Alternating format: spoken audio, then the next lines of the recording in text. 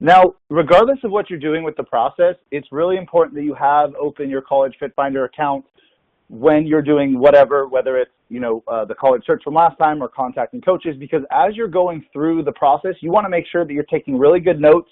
You want to make sure you're keeping track of everything that you're doing, so that way you're going to be up to date with everything with your process, and that way you're not going to forget about anything that happens. So I'm just going to first just be logged in here. I'm going to start, even though we're not talking about the college search, I'm going to start on the college tab for a second, because before I get started with contacting coaches, I understand if I have a list of 100 schools that I'm not going to go through and do 100 recruiting questionnaires, but I think it's important, like we talked about last time, to understand that your top 10 or 15 schools that you should be going on and filling out the recruiting questionnaire. So that way, when you do go to contact a coach, they've already heard from you one time because you filled out the recruiting questionnaire, because they're going to get an email through their own email or their university email system. Then after that, we're going to talk about emailing and then following up with phone calls and so forth. But the first thing, I'm just going to quickly take you through going onto a website, filling out the recruiting questionnaire. I'm not actually going to fill it out, but I just want to kind of show you where most of them are located, things like that. So if I want to go on here, just click on the college. It's going to show up on the right side. You're going to see this little cup here. If I click on that, it takes me directly to the athletics page of the school. So first thing I want to do is just go where it says teams, and then just select men or women's soccer. It doesn't matter. Just select the schedule, or just get to basically the sport page. Now, you're either going to see something that says recruits, or if you don't see something that says recruits, it'll say more links, and then it'll basically say recruiting questionnaire. So regardless, this one says recruits. I'm going to click on it.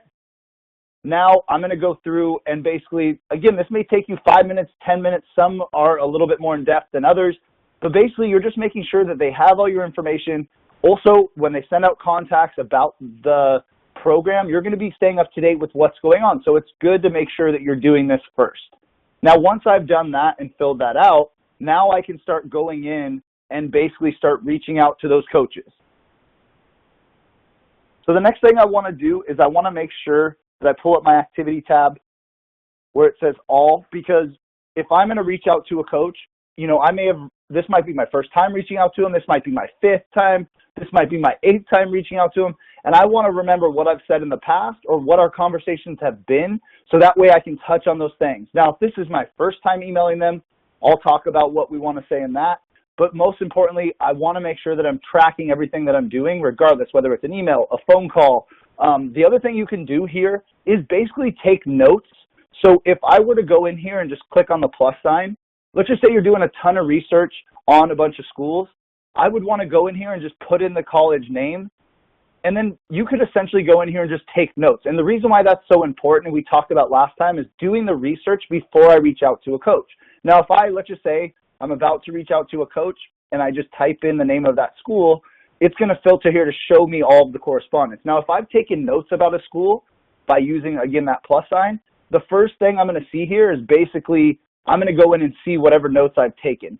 Now, it's really important that I understand what I've researched on each school, and I'm not getting confused with multiple schools. So now when I'm reaching out to a coach, I'm going to talk about a couple different things. Now, if I'm reaching out for the first time and we've never had contact before, I want to make sure that I'm talking about not just myself, because your player profile is going to do the talking for you. You want to talk about why you want to go to their school. So I'm just going to use this part of the system to basically just go through a quick email. Again, you can email through the system. It is a summary email, remember. But as I go through here, and I can email one program at a time. Now, if this is my first time emailing them, I want to talk about why you want to go to their school. I've done all that research. I want to implement it here so that coaches know that you have done the research and that they know you're actually interested in their school and you don't just want them to come out and watch you play. So now as I go in here, you can go, hey, coach, I'm really interested in your school. I've been doing a bunch of research about not only your program, but the academics of the school. I've noticed that you guys are a really high-level business school or a high-level accounting school or whatever you want to study, and basically tell them, look, one of the top reasons why I want to go to your school is because you guys are a top 15 business school or a top 20 accounting school, and, it would just be a great fit for me academically, especially with my grades. So really talk about some of the reasons why you want to go to their school and why you're a good fit for them. Not just, hey, coach, come watch me play. Hey, coach, I think you're going to think I'm a great player. Hey, coach, I think I'm going to be a great fit to your program.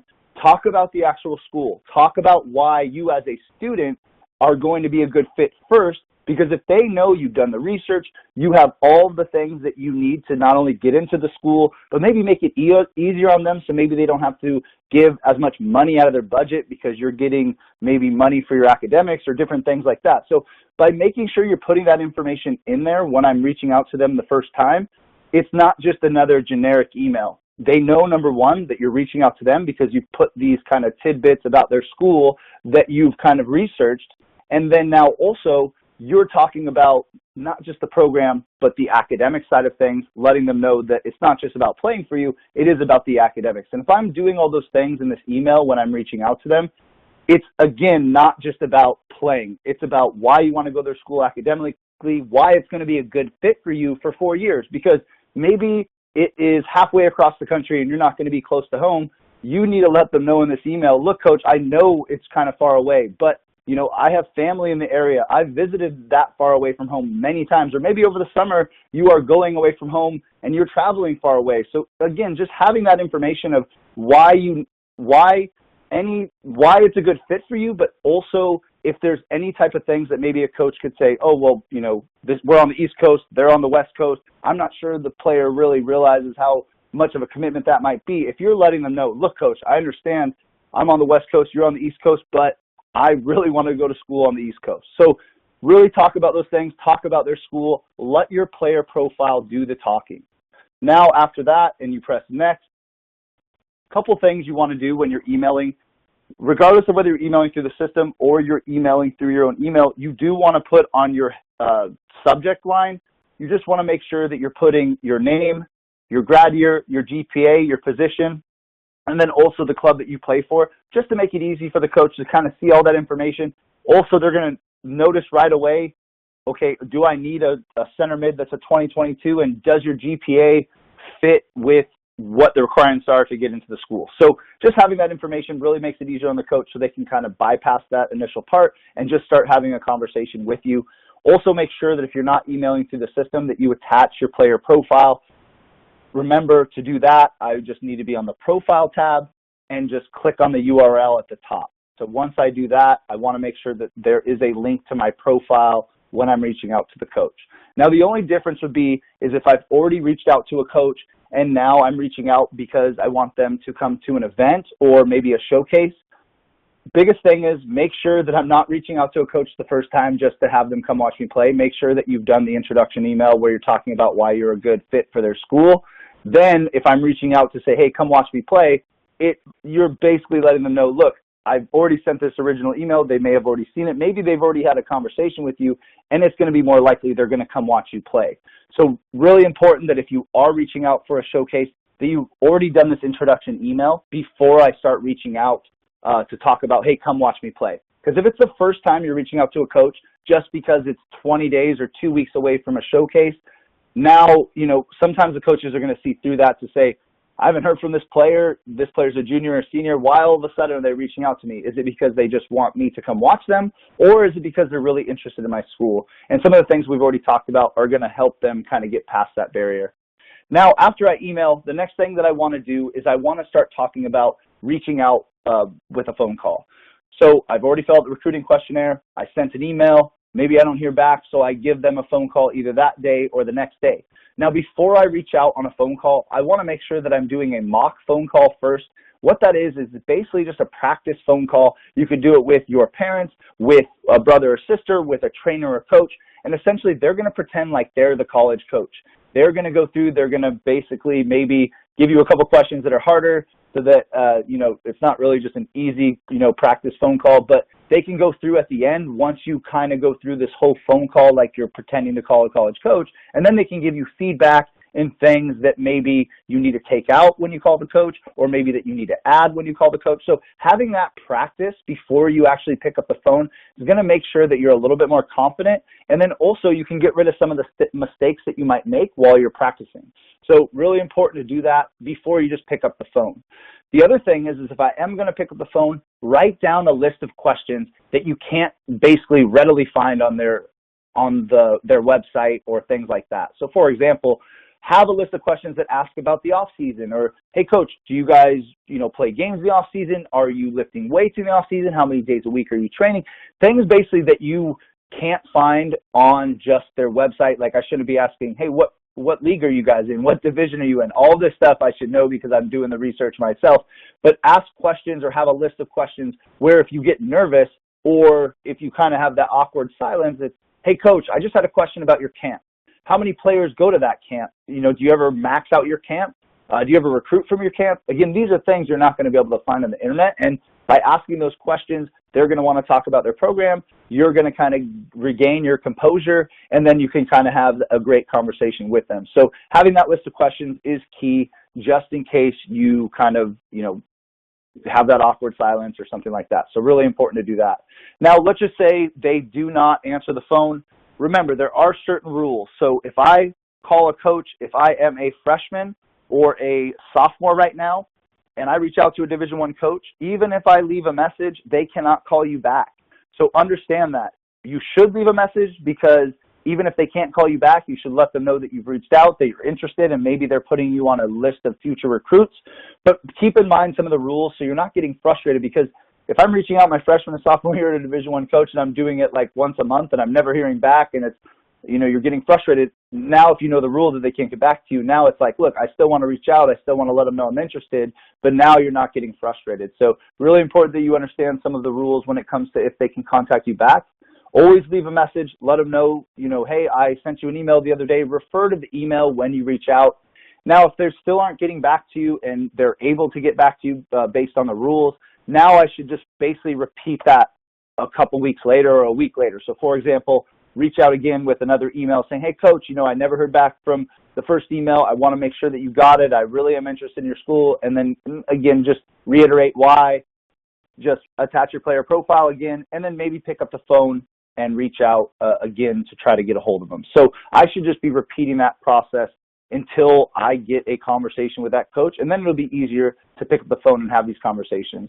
Once I do have that initial conversation, I want to continue to reach out and have conversations so the coach can get to know you. So that way it's easier to recruit you. If I'm doing everything just based on email, it's going to be harder for them to get to know you, which may take longer to recruit you. But if I'm picking up the phone, I'm calling them, I'm talking about their program, and I'm asking them questions, not only are you going to realize, is this really a good fit for me as a player with this coach, but also I'm going to get the information I need to make sure that the school is a good fit as well. So continue to have conversations even if I've reached out and got that initial contact, because you want them to get to know you, and you also don't want to fall off their radar, because maybe they're getting a ton of emails and I haven't reached out in 6 months because I had that conversation 6 months ago with them, and now since I haven't reached out, all these other players have, and maybe they just think I'm not interested anymore. So it's important that I'm continuing to reach out through the process to kind of just check in, let them know you're interested, see how the program's going, and then that way you're staying on people's radars. Now, that's pretty much it as far as just the contacting coaches part of it. I'm going to turn it over to Jay, but if anyone does have any questions just about some of the things that I talked about with just the contacting coaches part, feel free to type those in. But the biggest thing I'll tell you and leave you with here is you got to make sure that you've done the research beforehand. You're being persistent because coaches are busy and they're getting inundated with people reaching out to them. But make sure that you have your profile and your video and things are allowing you to stand out because they're impressive. Don't just email a coach with no player profile picture and no video, because they're definitely not going to get back to you if you're not putting in the work. So the biggest thing is you have to put in the work to make sure that by the time you're reaching out to coaches, you're going to be able to stand out. You're going to kind of know what to say because you've done the research, and then you're going to have more success with the process. So do the work and you will find more success. If you do have questions, feel free to type those in. I'm going to turn this over to Jay right now, and then he's going to go ahead and get started. And I'm not going to introduce Jay because this is our second webinar. We did that last time. Jay, I'll just let you go ahead and kind of introduce yourself if that's okay, since we talked a lot about that last time. Sure, that's fine, Jeff. Thanks very much. Welcome, everybody. I see some familiar names here from the last time, but also welcome to those of you that might be on uh, the call for the first time. So I'm Jay Murray. I'm the president of Solutions for Tuition.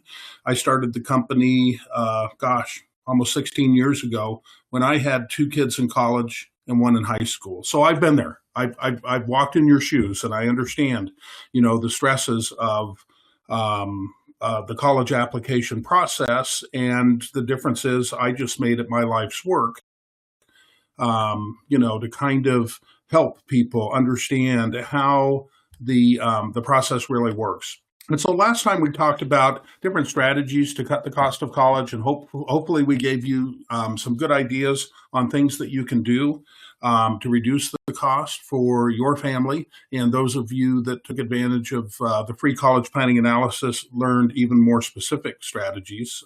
So congratulations on that. That's still available for everybody. We'll talk about that later.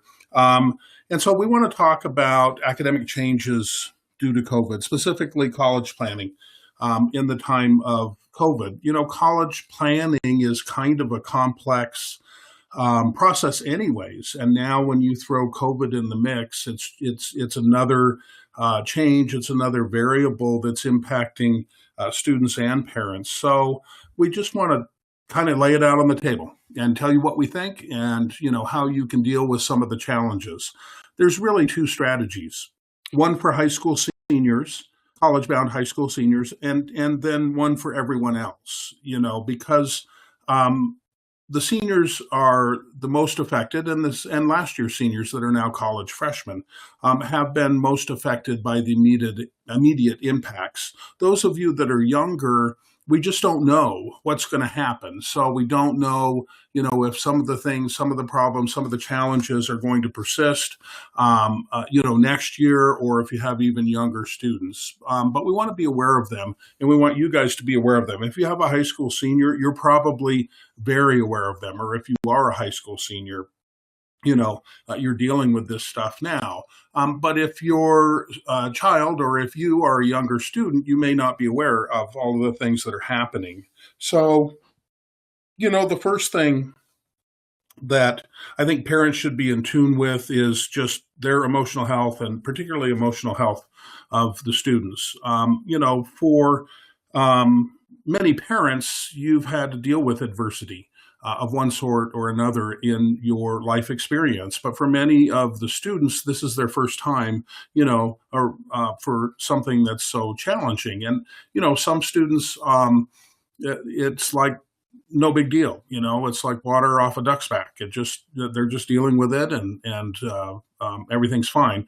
Other students are finding it difficult, or it may be emotional. So, we just think that you should have conversations between parents and students. Feel free to tell each other how you're really feeling. Has it changed your priorities? We saw this a lot last year with last year's seniors that said, maybe going into the college planning process, they were looking at going to a school 2,000 miles away, but now they're feeling that they would be more comfortable closer to home.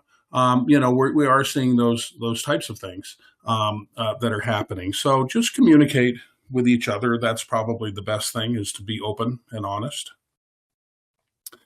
One of the big problems or challenges out there are the standardized tests, the ACT and the SAT. And so for years, colleges have used have used test scores as one of the admissions criteria. Grades are always the most important thing that they look at, but then test scores is a little bit easier comparison. It's harder for them to compare a student in Oregon to a student in Colorado based on grades, because different high schools have different courses and some are harder. They do have software to help with that, but the ACT and the SAT test have kind of been that national metric. Supposedly it's the same test given on the same test date in every state. That's not exactly true. And, I'll tell you right up front before we get into some of the challenges that there's been some criticism of colleges using the standardized tests as one of the things they look at for admission because standardized tests are not intelligence tests. They don't measure how smart or capable a student is, and they're not predictors of college success. So even before COVID happened, there was some criticism of the tests. But now what's happened, for those of you that don't know, fully 1/3 of students that have registered to take either the ACT or the SAT have had it canceled on them. And entire test centers have been closed the night before a test. We've had students that drove an hour and a half to get to a test center only to find a sign there that it was closed. And we certainly understand that these companies and these testing centers, which are mostly high schools, they have to have everybody's safety first and foremost. The big criticism is that they didn't notify the students ahead of time. They had phone numbers, they had emails, but a lot of students found out when they showed up. And so, that made it more emotional. That made it more upsetting. If you were that student or that parent that you're doing all this preparation and then you show up ready to take the test, but it's been canceled. And so the colleges, and some students have had multiple tests canceled. Some students, high school seniors, have not even been able to test at all. So the colleges responded, and most colleges have gone test optional, meaning you don't have to submit your test scores if you don't want to. And, in California, they're prohibited from looking at test scores. And so different states and different colleges have adopted different policies, but pretty much across the board, submitting your tests is optional. Now, that may change. If things get back to normal or some sort of new normal, they may start requiring those again. Now, merit scholarships, some colleges are saying, I saw a website yesterday that said, we don't know. We don't know if we're going to require test scores for merit. And at least it was an honest answer. But at a lot of public universities, the merit scholarships are based on grades and test scores. If you have this GPA and this test score, you get this much money. And if your grades and test scores are a little bit better, you get more money. And for public universities, that was pretty common. The private universities tend to look at the student more holistically anyway, and oftentimes don't publish. They don't have a metric. We're just going to review the candidate and decide, what kind of money that they get. So should you even send in your test score, if it's test optional?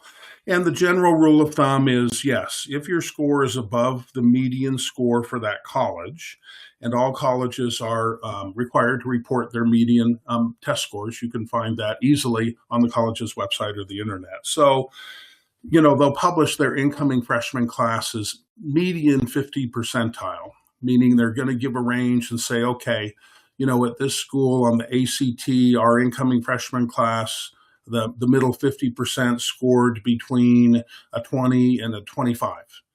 Well, what does that mean? Well, it means 50% of the students there scored within that range. 25% scored higher than 25, and 25% scored lower than 20. And so generally what it means is if your scores are above the 50 percentile for that school, you would send them in because it makes you look good, right? If you're in the upper portion of their applicants, then that helps you. If it's in the lower portion, you may not want to send those tests in unless they require them, and or they require it for merit scholarships.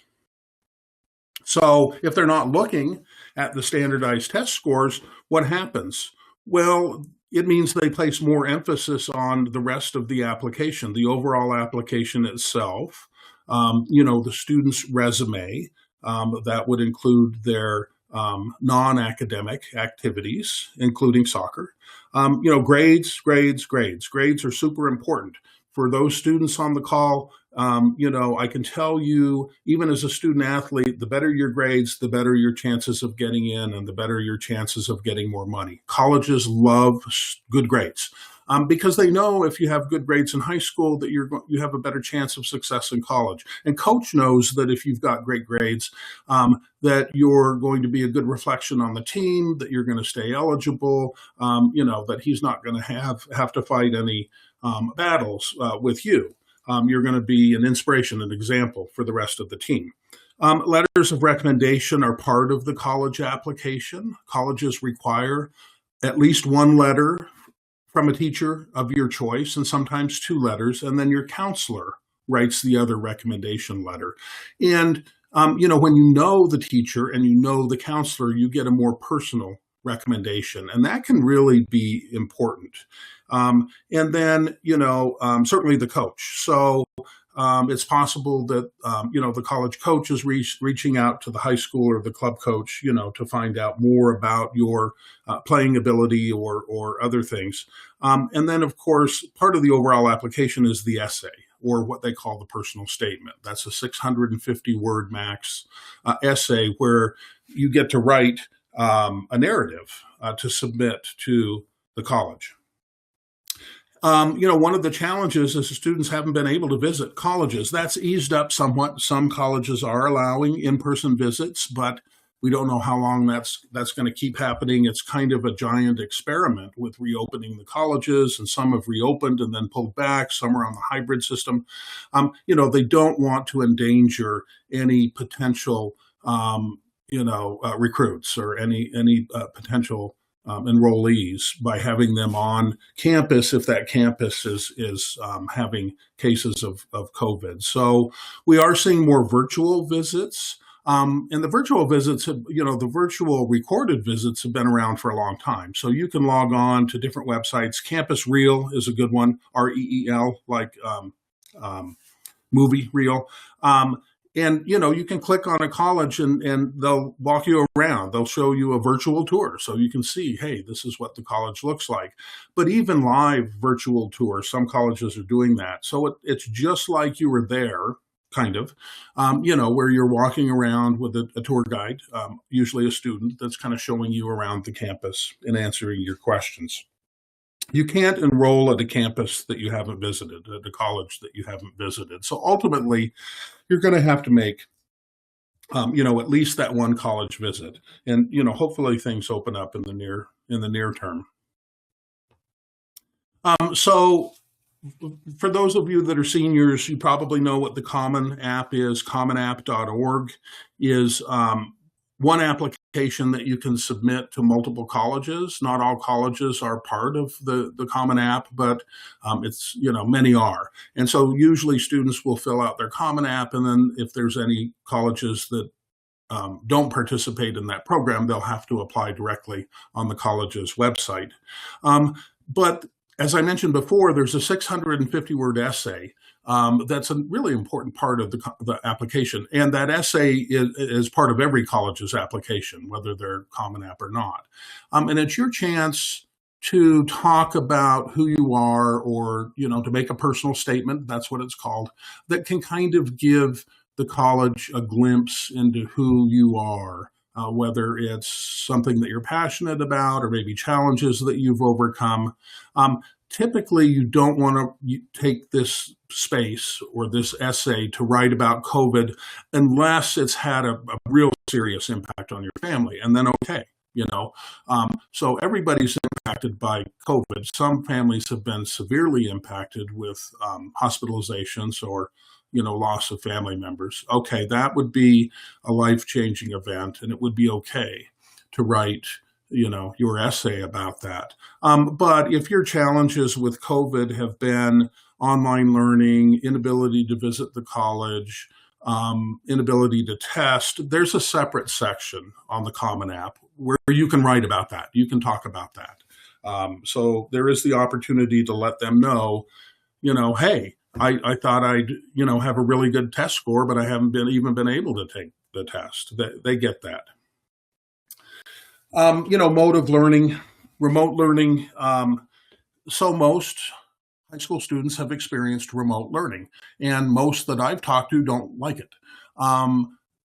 They don't like it because if they're a high-achieving student, it's too easy, or they don't like it because the mode of delivery is different. And for some, it's more difficult to learn, versus in-person learning. And many of the high schools as they go. And so the delivery wasn't that great.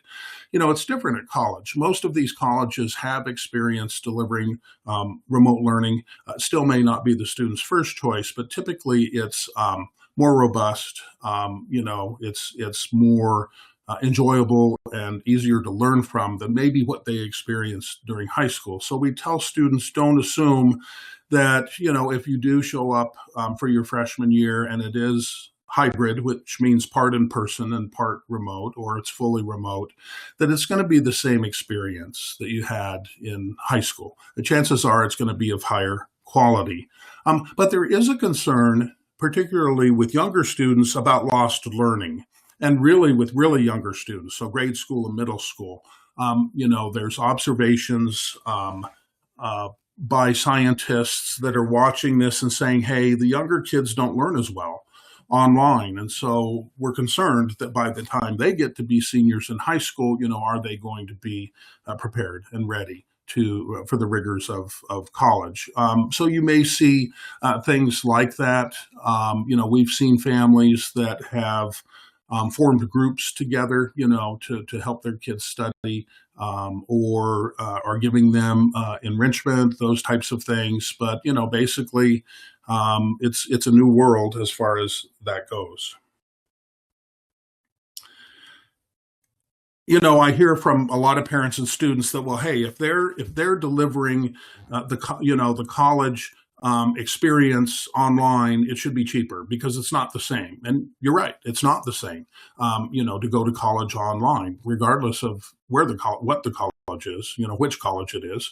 It's just not going to be the same as being on campus. And so a lot of students and parents think, hey, that should be cheaper because you're not delivering the full college experience. And while I agree with you, it's not going to happen because the colleges and universities are spending millions and they're losing a lot of money because they have to maintain their physical facilities, whether there's students in them or not. And now they have to invest in these new or increasing capacity online programs. And so they're not banking the bucks. Most colleges have posted significant losses. Enrollments are down. So I wouldn't expect that remote learning is going to reduce the cost. Now playing soccer, there's challenges. Many showcases were canceled, games were canceled. The video may have been old. Everybody's starting to get back to playing, which is great. So you can get that updated video. But that just makes it even more important for everything that Jeff just told you is reaching out to the coaches. Coach can't recruit you if they haven't heard of you. To me, it's like saying, well, I want to go to McDonald's today and driving up to the drive-thru and not placing an order. If they don't know you're there, they can't help you. And particularly if the college is out of your region, they may have no idea that A, you're a good player, or B, that you're interested in playing for them.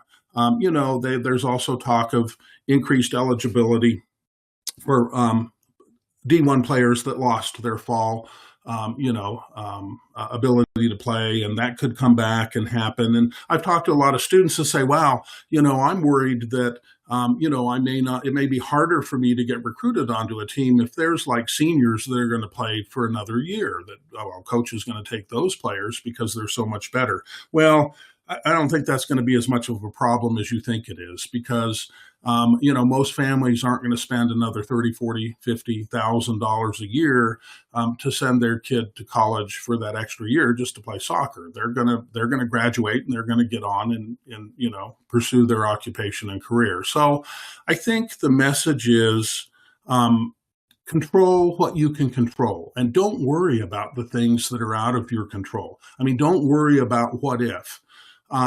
A good friend of mine once said that worrying is like paying interest on a debt that you may never owe. I understand it's stressful. I understand that there's a lot of things that are out of your control that you worry about, but what do? You take control of the things that you can control, whether that's using College Fit Finder to reach out to the coaches or using it to find the right schools or, adapting in other ways.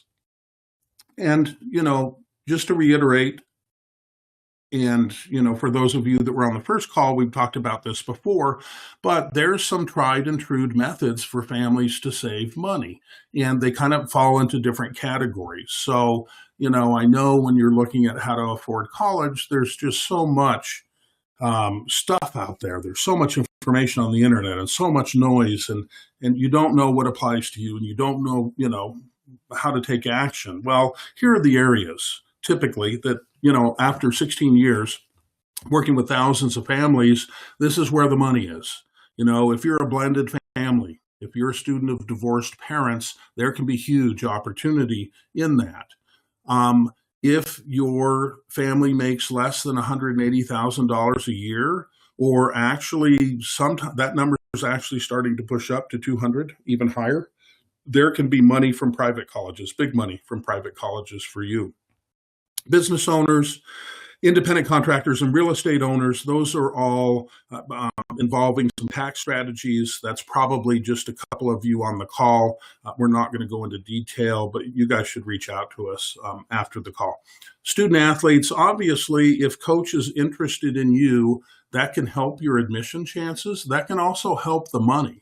Okay, so we see all level of students that want to play, from D1 to D2 to D3 to NAIA. It's all a little bit different. But if your student wants to play competitively in college, that can also be a factor that can help you. Having 2 or more students in college at the same time is huge in the financial aid system. So, I was just talking with a family yesterday, and we were looking at a very high priced public Ivy. So that's an elite public university, and the cost of that university was $66,866 a year. And for the first year, the family wouldn't qualify for any need-based aid. But in subsequent years, there were 2 more kids behind him that reduced the cost down to about $35,000 a year, which is a little bit more than they would have paid at a public university. So 2 or more kids in college at the same time can have huge effects. High achieving students, we kind of touched on that earlier. Colleges love students that get great grades. And, I know that we think of colleges as these big impersonal money-making machines, and they are. But they can also be compassionate. Many times I've seen a college lend a helping hand to families in crisis. That could be a widowed parent or other special circumstances, and so don't assume just because your families may have fallen on tough times that, there's not going to be help from the college. You should definitely reach out to us, and we can help you there. So these are some of the areas. If you find yourself, checking 1 or more of these boxes, you should probably reach out to us for a conversation, because every family can save money, but you'll do it differently because there's so many variables, right? Not just financial, but students' grades, students' athletic ability, the target colleges. I mean, there's just so many moving parts. The main thing for you guys to do is to figure out, what do I need to be doing? Like Jeff says, how do I take action, and what's productive action to take? You don't want to be, chasing rabbit trails all over the place and find out, wow, I wasted my time. And that's where the free college planning analysis comes in. It's a true no cost, no obligation meeting. With me or one of our college planners. We'll review your situation, and we'll tell you exactly what strategies you should be pursuing and which ones you can ignore. We're going to answer all your questions. We're going to show you what your expected family contributions are and if you can improve that. And so it's a very productive meeting. We use it to determine if we can help a family or not. Even if we can't help you, we'll tell you that. But we'll point you in the right direction, and we'll say, hey, here's the strategies that you need to pursue. If we can help you, then we have a $20,000 per student guaranteed benefit. So we have to be pretty sure, that we can do what we say we can do. So here's our contact information. Thanks, everybody, for spending your afternoon or a small part of your afternoon with us. We're always available to answer questions. So if you have any questions right now, feel free to type them into the Q&A box. If you have a personal question, that you'd rather ask privately, feel free to reach out to me. Jeff? All right, everybody. Oh, yeah. Looks like there might be a question here. Oh, nope. Just says thanks. So everyone, again, if you need help with anything or if there's questions that you want to ask, feel free to type those in now. Feel free to reach out to either of us, whether it's Jay or whether you have a question about College Fit Finder. We're always here to help you. Also, I'll make sure that we send out the recording by the end of this call. So thank you very much for everyone for your time. And you will wait around a little bit to see if anyone has any questions. But if not, have a great rest of your day. Thanks, everyone. Thanks, Jay. You're welcome. Thank you, Jeff.